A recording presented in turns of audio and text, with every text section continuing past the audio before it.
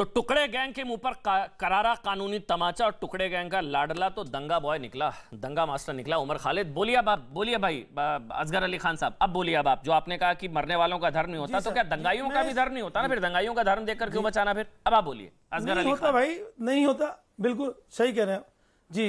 देखिए अमन भाई, हमने एक लिस्ट पेश की जिसमें मैंने बताया, आपने कई नाम लिए लेकिन उसमें से भी एक मुस्लिम नाम नहीं लिया। लेकिन मैं आपको बताऊं, लिस्ट आपके पास भी है, लिस्ट मेरे पास भी है। उसमें मरने वालों की तादाद मुसलमानों की ज़्यादा है, और ये भी आप नोट कर लें कि जेल में होने वालों की भी तादाद मुसलमानों की ज़्यादा है। मरने वाले भी मुसलमान ज़्यादा हैं और जेल में इस दंगे के तहत रहने वाले लोग मुसलमान ज़्यादा हैं। तो इस बातों को, हकीकत को छुपाया नहीं जा सकता, ये सब कुछ मैटर ऑफ रिकॉर्ड है।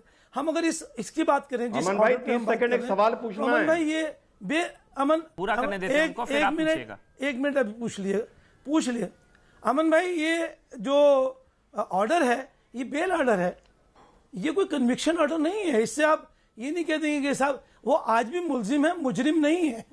कोर्ट को कोई कन्विक्शन नहीं है। साध्वी प्रज्ञा का कन्विक्शन ऑर्डर आया था, फाइनल कोर्ट नहीं है। साध्वी प्रज्ञा का कन्विक्शन आया था। अरे भाई एक बात सुन तो ले, साध्वी प्रज्ञा का कन्विक्शन आया था। क्या बस हाँ या ना में बोल दो ना।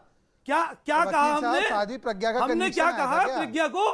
प्रज्ञा, अरे भाई हमारे जो प्रज्ञा से आपका रिश्ता है वही हमारा भी है। क्या कहा हमने प्रज्ञा को?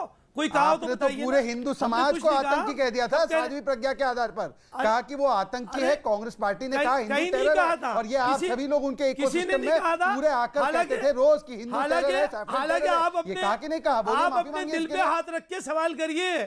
आप अपने दिल पे हाथ रख के सवाल करिए। दिल पे नहीं, मैं संविधान के ऊपर सवाल करता हूं, हाथ रख के सवाल कर रहा हूं। संविधान पर हाथ रखकर सवाल कर रहा हूं कि बताइए हिंदू समाज को आतंकी कहा था कि नहीं कहा था? जो आप तालिबान महान और हिंदू समाज आतंकवादी। असगर अली खान, मैं कहता हूं मरने वालों में मुसलमान भी थे, बिल्कुल सही बात है। इस केस की तो मैं इसी पर आऊंगा, छोड़ दीजिए, इधर उधर नहीं जाते। मरने वालों में मुसलमान भी थे, मैं आ रहा हूं। मरने वालों में मुसलमान भी थे असगर अली खान, बिल्कुल सही आपने कहा। तो मेरी नजर में उसका गुनाह तो और बड़ा हो गया जिसने अपनों को भी नहीं छोड़ा। अगर मरने वालों में मुसलमान भी थे तो उसको मुसलमान होने की वजह से तो बिल्कुल नहीं बचाना चाहिए। उसका गुनाह और नहीं बड़ा हो गया उमर खालिद का। यही जो अमन भाई जो आप कह रहे हैं, मैं भी वही कह रहा हूं। इन लोगों ने, दंगाइयों ने, बीजेपी के लोगों ने ना अपनों को छोड़ा ना गैरों को छोड़ा। इस मुल्क के किसी को नहीं छोड़ा। उमर खालिद बीजेपी का था। इन्होंने जो दंगा किया, अरे भाई उमर खालिद अकेला था? किस जगह उसने दंगा किया है? अच्छा, किस दंगे में मौजूद था?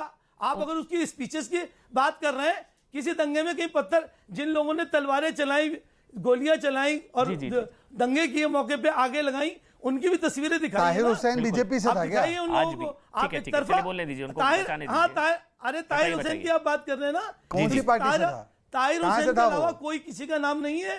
आप जब मैं यही तो कहता हूं, ताहिर हुसैन पे चार्जेस फ्रेम हो गए। पे आके डॉक्टर रिजवान अहमद आप ही के पास आ रहा हूं, इनके पास कुर्सियों की बात करते हैं। मैं भाई मैं खुद अमन भाई ये बात कह के चल रहा हूं कि ये लोग चुटकी भर लोग होते हैं जो शरपसंद होते हैं, और दोनों हर जगह होते हैं, चाहे वो मुस्लिम में हो चाहे वो हिंदू चुटकी में उमर खालिद है हाँ या ना? लेकिन वो फिर मैं शहजादा और फिर डॉक्टर रिजवान, बस आपकी इस चुटकी में उमर खालिद है हाँ या ना? हमारी आपकी जिम्मेदारी है। आपकी इस चुटकी में उमर खालिद है हाँ या ना? अरे चलिए ना, लच्छेदार बातें ना बनाइए। आपकी इस चुटकी में उमर खालिद है हाँ या ना? नहीं है। नहीं है। बताइए, आप दिल्ली हाई कोर्ट के ऑर्डर को पढ़कर भी आप कह रहे हैं कि नहीं है, उमर खालिद मासूम है बेचारा। चलिए शहजाद 30 सेकंड, फिर डॉक्टर रिजवान आ रहा हूं। शहजाद 30 सेकंड, उसके बाद डॉक्टर रिजवान आ रहा हूं।